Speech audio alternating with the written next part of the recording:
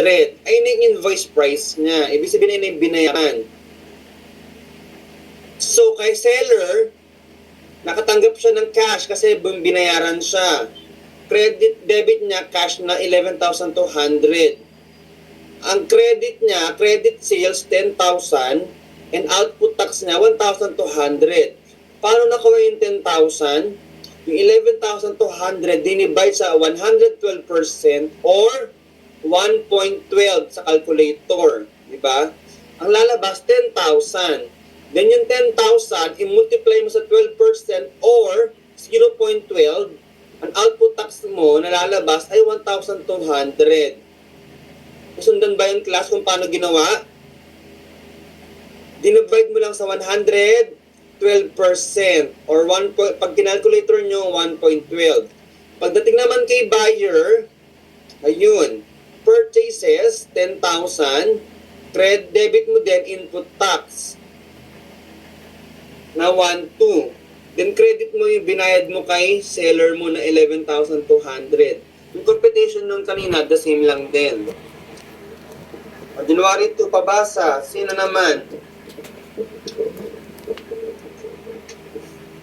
ICES.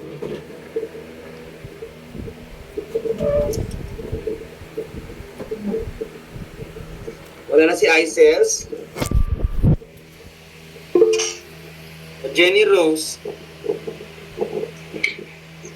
January 2, S Company sold merchandise to be invoice price 56,000 inclusive of 12% VAT terms 210 and 30. Yan. Dito naman, nag-sold siya ng merchandise. Magkano?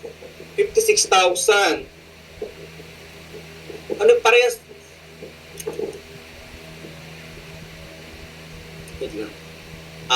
Cash basis ito naman, utang.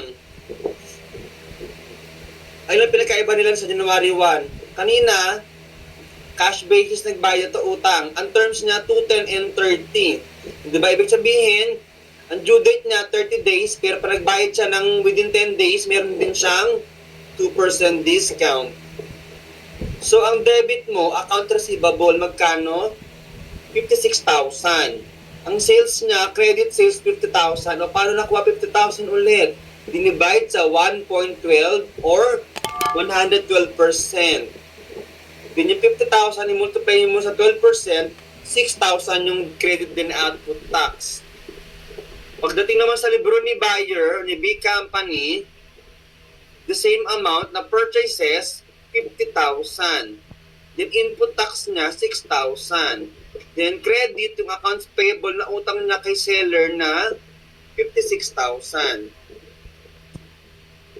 Next, pabasa. Gaya paano?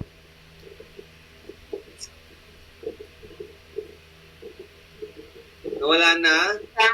Issued credit memorandum to B Company for the merchandise returned sold on January 2.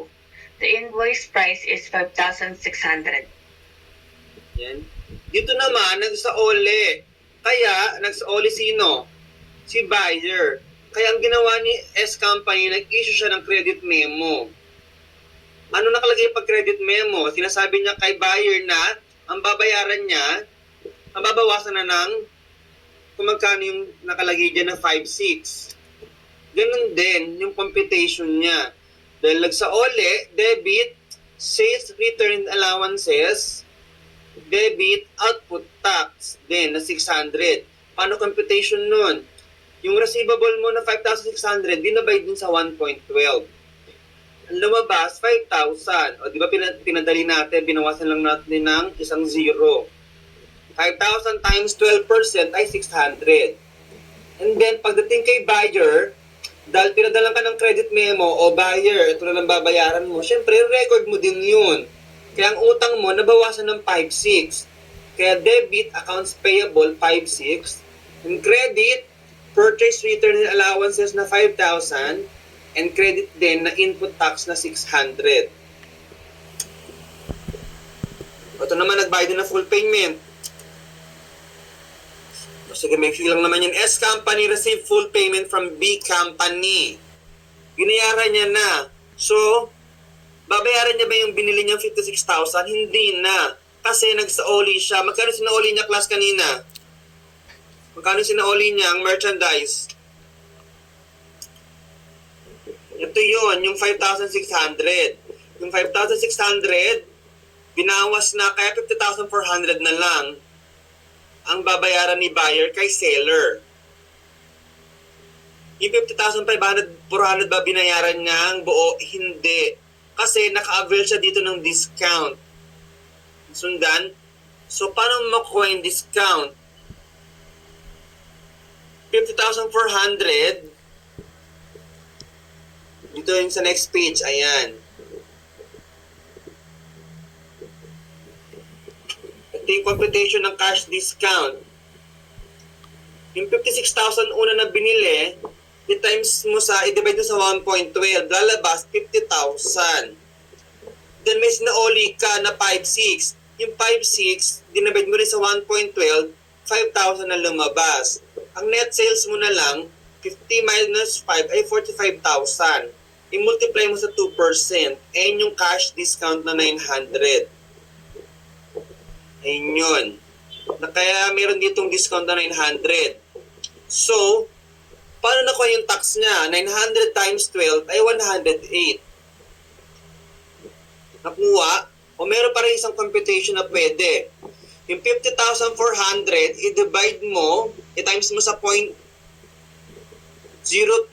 ang lalabas, 1,800 pesos. Yung 1,800 pesos, i-divide mo sa 1.12, tsaka lalabas din yung 900. Kaya ang binayaran na lang niya talaga ay cash, 49,392. O ang natanggap niya palang pera, ang natanggap niya na lang pera, 49,392. Then sales discount na 900 and yung output tax na 108. And credit niya, 50,400.